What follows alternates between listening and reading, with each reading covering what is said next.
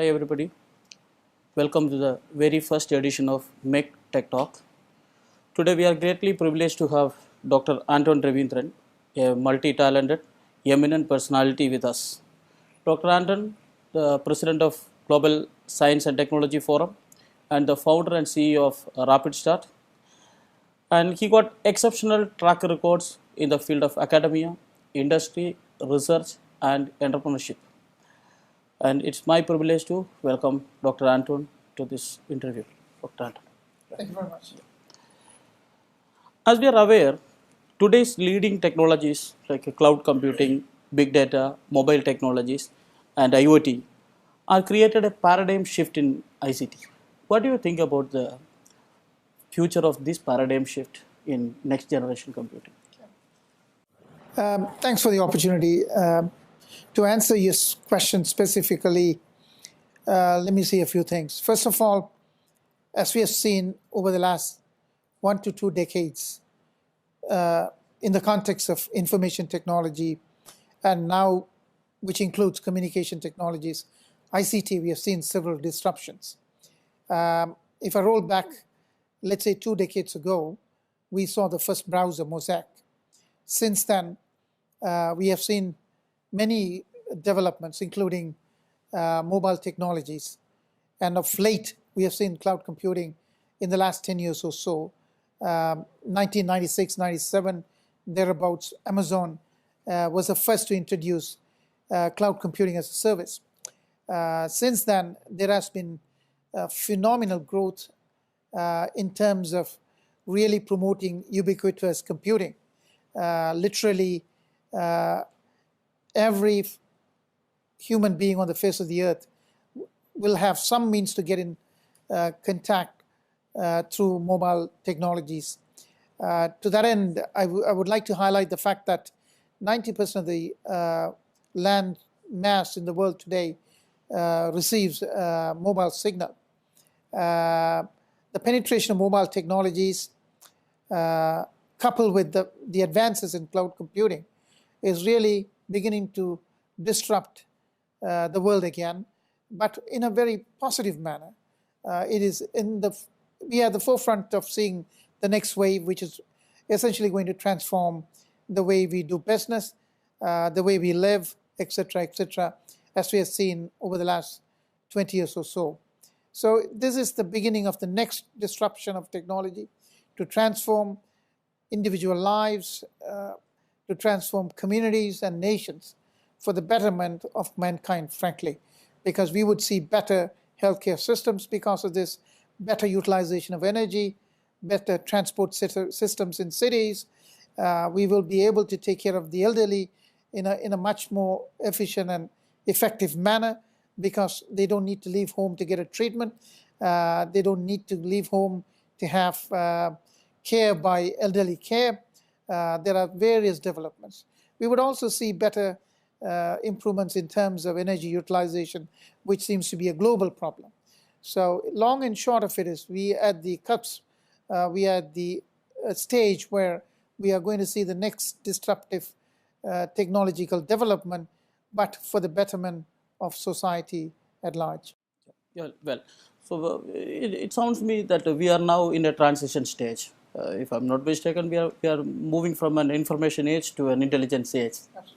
So, in this landscaping, how could the corporate sector will cope up with this shifting, in your opinion? Right. Well, very aptly said that the new age, many would call it information intelligence age, if you will. We have transforming from digital age, that is what is today, cyber age, that is what is today, to the next era of intelligence age. Intelligence age, basically what it means is, to many of us, is that we would be able to deal with information that is live, as opposed to static data sets, but real-time data. Real-time data that would feed into computing architecture so that we could make decisions on the spot, at the same time when we receive the data, as opposed to going back to historical information and performing modeling and analysis and then forecasting what would happen. So for example, you know, this can be used in many facets in terms of managing traffic in a city. It could be used in terms of energy grids and managing your home appliances. It could be used in the airlines industry, where we could stream data while the aircraft is on the sky, so that we can make anything, we can do any maintenance work that would be needed for some emergency purposes. So for businesses, it's going to present enormous opportunities, from healthcare, such as telemedicine, to transportation systems, for governments in terms of managing better energy, for citizens in terms of healthcare, education. All facets of it is going to be based on real insight and not based on hindsight. Well, that makes more clarity on that. But when it moving towards this kind of an intelligence age, again, it seems like the things or the physical devices are going to be getting intelligence by embedding certain technologies on that. So, what do about the trust and privacy factor when moving towards this digital intelligence? Absolutely. Well, as we have seen in the last few years, there has been a very significant surge in terms of cybercrime. There has been many well-known cases. One of them is the hacking of the Sony Entertainment enterprise by a group called the Guardians of Peace, where they ran away with 10, if I'm right, terabytes of information. Then there has been many cases of accessing data, private information about individuals, customers, etc. So there has been a surge, and it's expected, because when things become ubiquitous and when we are dealing with enormous volume of data, personal, private, business, even government, to the extent of, I'm told that nearly 5,000 exabytes of information today, and it's growing by the day. Naturally, there would be circumstances where that people with criminal intent would try to exploit that. And also, as I said earlier on, today's mobile devices also plays as a vector in terms of how people can penetrate into the systems. But the good thing is there are frameworks that is in place, being put in place. There are standards that are evolving, and also governments are implementing regulations. And based on that, we have various initiatives, including the Cloud Security Alliance initiative. There are other similar frameworks, methodologies, tools, and also even vendors in the IT industry have come up with various products. Leading vendors such as Symantec, which is now part of Intel, even to some extent Trend Micro, which offers security services on the cloud. That means that you don't need to invest significantly to maintain a very secure system. So on one hand, it has opened up opportunities for criminal elements to exploit the system. But on the other hand, governments, both private sector as well as public, that is government and the industry, as well as academia, are working together to put together frameworks, regulations, guidelines, etc., to deal with it. So I would think that it is no different from our past conventional systems where we had difficulties. We are seeing more of it because we see more of computing today than ever before. So coming back to cloud computing, I know that this is a pretty elemental question for you, but for the sake of my viewers, see, cloud computing, earlier it was there, at least in the form of its predecessors like distributed architecture or client-server computing or even into grid computing, whatever name you used to call. But coming back to cloud computing, what exactly the unique features that the cloud computing is offering to the end consumers? At least if you are going to handpick 3 quick ones, what are the most salient ones we can handpick? Let me put cloud computing in perspective. The vision of cloud computing is to have computing power, computing capabilities that is almost like, let's say, electricity. The intent is to make sure that cloud computing becomes, the vision is cloud computing to become the fifth utility. Basically, the idea is to have infinite amount of computing power, elasticity in terms of computing, scalability in terms of computing. And also, the other key feature is to buy computing power, storage, etc. on a need basis, that you pay as you use, rather than you buy and then maintain it. So you buy what you need when you need it, use when you need it, from anywhere, anytime, as a utility, as we see it with, if I can liken that to electricity. Now, having said that, I would put it in this way. Cloud computing has done few things for the general public in large, and also enterprises. Number one, it has commoditized computing, by making sure that the price has dropped and you buy and use as and when you need it. Secondly, it also has democratized computing. In the past, if we need some heavy duty, if you will, and complex applications, and you need complex computing infrastructure, and you need very highly experienced, skilled team of ICT professionals to really run those systems and develop those applications. And that was not possible for small to medium enterprises, because they have to make heavy investments in infrastructure, in applications, and also a team of IT professionals. But today, it is a pay-per-use service, so anybody could buy and anybody could use as and when they need it. By doing so, we have sort of democratized computing, if you will. We have sort of commoditized computing, if you will. And that is naturally driving computing the vision of really being ubiquitous. Anybody can afford to buy, anybody can use from anywhere, from any device, anytime. And that's a real benefit of cloud computing. That's great. So well noted that the scalability, high processing power, and the ultimate mobility, that means from anywhere at any time and any devices.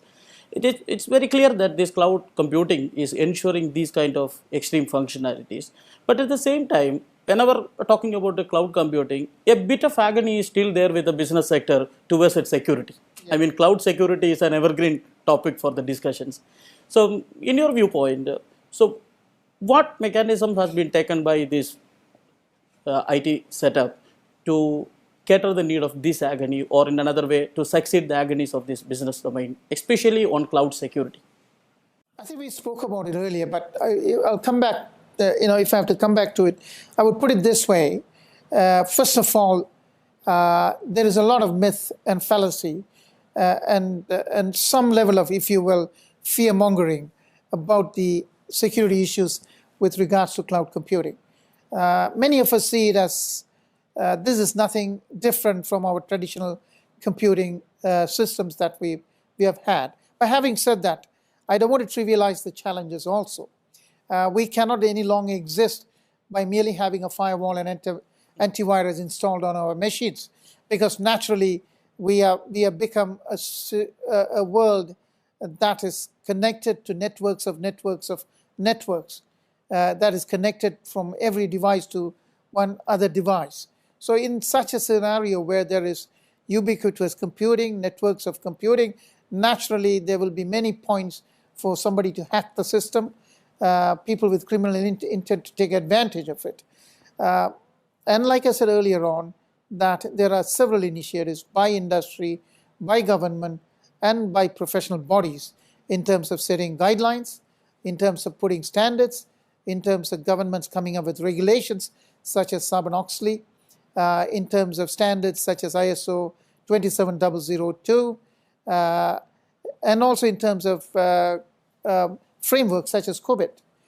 So all of these developments will naturally address the security concerns that we have.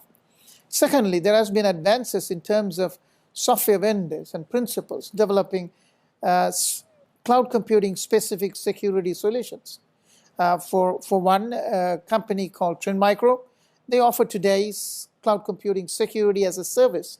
So unlike in the past, even small to medium businesses today can have access to high quality security solutions only on a need basis. So on the other hand, it has also presented new opportunities with new threats. I don't see anything any different from the past, except there are plenty of opportunities now for both the good and the bad. So we have to address this in a very careful and tactful manner. Well, coming to country like Oman, where we are operating our businesses and we are conducting this interview, we are highly promoting the culture of entrepreneurship. This is the high time the country is promoting entrepreneurship in all aspects. Especially in that context, the prime focus is on SMEs. So by making use of this cloud infrastructure, so what facilities that the small medium enterprises can be able to make use of this cloud infrastructure? Or in another way, I can put it in a way that what are the best possible ways where SMEs can make use of this cloud architecture? The point is that it is not economically that feasible for a SME to set up their own private cloud, as you well aware. So in terms of that perspective, their option is either they have to go for a public cloud or they have to go for a hybrid cloud. So what do you suggest about those kind of entities when they are planning to migrate to a cloud-based environment, exclusively on SMEs? Right. Um, I'm delighted to hear that Oman is really embracing entrepreneurship. And to me, coming from an ICT background, I would call it even technopreneurship. Now, cloud is the right environment for entrepreneurship, simply because, number one, in the past, computing infrastructure, one of the challenges, the entry barriers to business to leverage from ICT or information technology is the expensive, exorbitant cost in terms of infrastructure, buying hardware, software, and also access to quality skills in terms of developing applications to do business. By being in the cloud computing space, the first thing, the investments required to leverage from technology to do new things, to do new businesses, has been taken out. So the entry barriers has been knocked down. There is no capital expenditure in terms of ICT any longer because of cloud computing. So cloud computing allows small companies to behave and act and operate as a big company because they now have access to phenomenal amount of computing power, computing storage, and computing expertise on a need basis and pay as and when you need it. So this is naturally going to drive entrepreneurship. This is going to drive new applications, new opportunities for everyone. This is the right time for entrepreneurship, and cloud computing has actually, as I said earlier on, that is what I mean by commoditization and democratization. It is no longer confined to big businesses to leverage from information technology to create differentiation, to have competitive advantage. And that's how we see companies with 50 people being sold for $15 billion. You know the companies such as Viber, WhatsApp, and the list can go on. Today, small companies are no different from mega companies, and small companies are able to behave, feel, act, and operate as if they are big companies because of technology and because of computing technology and because of mobile technologies. And in today's computing era, along with this cloud computing, big data chipped in a huge momentum as we are dealing with millions or trillions of data on a daily basis. So, what do you think the big data analytics can play the role in this cloud environment for predictive analysis or for better CRM for the business entities, and especially in the context of these SMEs? Right. Well, information technology has been always used for the last 30 years or more as a differentiation in terms of competing with each other. Number one, value of information has been always a way to compete. But over the years, it has transformed and progressed. Early days, we focused on information as a data processing perspective. Gradually, we moved into information systems, later on knowledge engineering. We are today at the stage where we no longer deal with hindsight of information, but really insight of information. Not based on static data, but based on live data. So that's a distinct difference. So we are able to make decisions as and when things happen. if I have to give you a couple of examples, number one, today anybody could have a wristband or a wearable that has a cardiac monitor. That information can be immediately transmitted to a hospital, and it's being done. This is not fiction. This is not hype. This is real. And then the doctors could prescribe your medicine even without you having to leave home.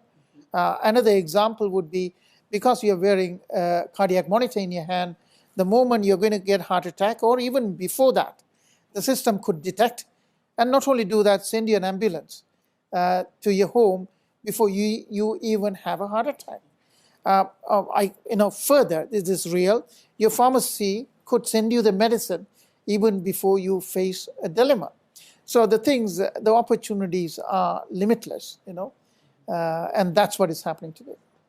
That is anyway in telematics, especially in healthcare, we have seen quite tremendous developments in this kind of setup. And coming back to the context of Oman again, Oman had started its initiatives for its e-governance at least few years back. And we have an exclusive agency here called Information Technology Authority, and they have taken well initiatives for this e-governance. And let's say, for example, our Royal Oman Police has taken a service integration, absolutely a web service based service integration among different servers across their platforms and all. Okay, in that context, how do these big data analytical tools like Hadoop or RapidMiner can help these kind of government entities where they are dealing with a huge volume of data on a daily basis? Right.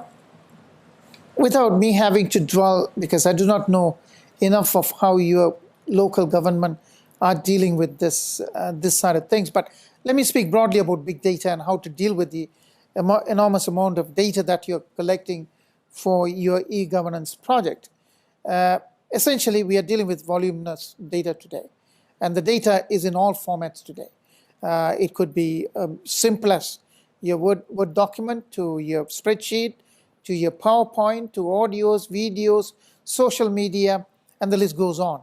If I have to put it in one word, we are dealing with voluminous, unstructured data.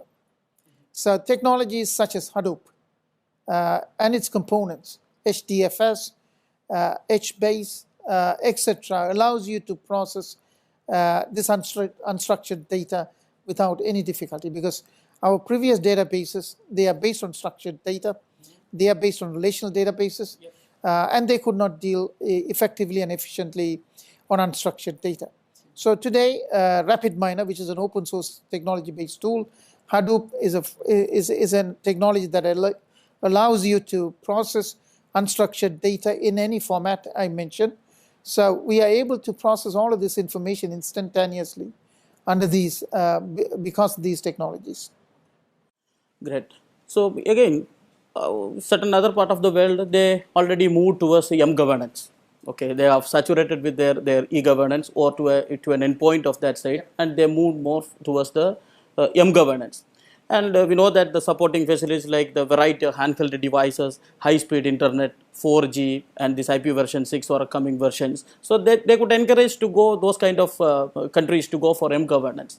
So what is the role of this big data again when it moves to governance? Is it more or less the same with what we are expecting now, or is there any further transition there? Well, moving from e-governance to governance, from a data perspective, I can only see it this way and say it this way. We're going to see much more. Other than that, processing-wise is not much of a difference. From an governance perspective, you're dealing with mobile and any device, not confined to PCs only. So it's on the go from anywhere. That's what it means. And as we know that the world is moving towards mobile technologies because it's more easy to use, and people have mobile devices more than PCs and PCs, etc. Exactly. And also, mobile devices can be used from anywhere, even in areas where you do not have a telephone lease line, for that matter, because 90% of the world mass today have a digital signal through mobile satellite devices. So wireless technology has advanced, and because of wireless technology, we are going to see governments and businesses moving towards mobile technology-based applications. So all what that means is nothing except that we're going to see an explosion of data more, because more people are going to access, more applications are going to be there, and we are going to see more data.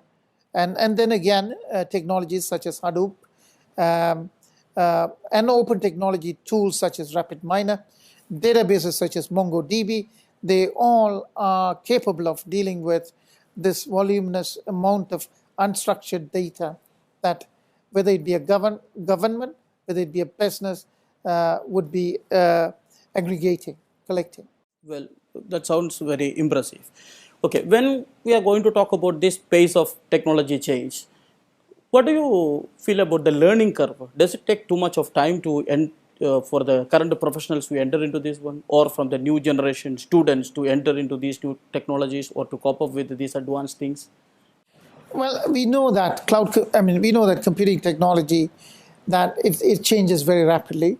It changes every 6 to 9 months if we have to go by Moore's law. So it's not, and it has been happening for the last 3 decades, and it's going to happen. If anything, I would see that it is picking up more momentum than in the past. But having said that, naturally, we are in a world where that it has moved towards a continuous learning world. We can't stop learning, or we cannot have a career saying that we have learned enough and then rest of our life we can depend on those skills. That era is over. The new era is about continuous learning, and partly and more so for the ICT industry. But however, since I'm in a campus, I would put it this way: those who are interested in the ICT world, they should have a good grounding, to me, in areas like mathematics. It'll be good to have a good grounding on basic stuff as discrete maths, computer architecture, and basic programming skills. If they have good quality programming skills, discrete maths, computing architecture, then they should be able to grasp any of these tools that comes our way. But having said that, but I wouldn't say that would be the only way to pick up your skills, because ICT is both pure science to me and also very much so applied science. So it depends on which side of the coin you want to belong to. But I would, of course, advise to students that it's always good to have a good grounding on the subjects I earlier mentioned, because computing is all about scientific stuff by and large, though it is also today very much integrated into the business processes and stuff. That's the applied side of it. So we are in an era of continuous learning. It's no different for ICT from other disciplines. Secondly, those who want to do well in this ICT area, there are a few ways to get there. That's really impressive for us, because lifelong learning is one of our graduate attributes as well. Okay. One more question related to this learning curve. What do GSTF offers in this direction for the prospective cloud or IoT based students? Sure. First of all, about GSTF, we do a couple of things. We firmly believe in it, particularly in this, again, intelligent world, intelligent age, ubiquitous world, the world of cloud computing. That means to us few things. First of all, it's about open source, open technologies, open access. The proprietary systems of the past is not the way forward. So GSTF, all what we do in the cloud computing space, big data, data science, business analytics, and now of course IoT, is all based on technology and all based on open source technologies. For your students, what we offer is the latest in terms of content for these technologies. We transfer the knowledge, transfer the skill sets that they can apply after finishing their degrees here or our programs. To a bit of broader canvas, how do you find the agreement that you have made with Middle East College? They are the pioneers of IT training over this part of the world. How this can be able to take Oman to a part of this global momentum? Well, I am really excited about this opportunity. I'm excited because the fact that MEC, I fully understand that you have over 5,000 students and a good portion of them focus on ICT. I'm told nearly 60% of that. That is a huge critical mass of 3,000 plus students pursuing ICT in one campus. That is really a sizable captive audience. I'm sure they will all go back to the industry and contribute to the economy of Oman. And here we are, our courses would enable them to go back to the industry and contribute in the leading edge technologies which are at the forefront of what's happening today. That is cloud computing, big data, data science, to recap again, and Internet of Things. Right. Thank you, Dr. Anton. I wish all the success for your initiatives with MEC and GSTF for this collaboration. Thank you very much. Thank you. Thank you.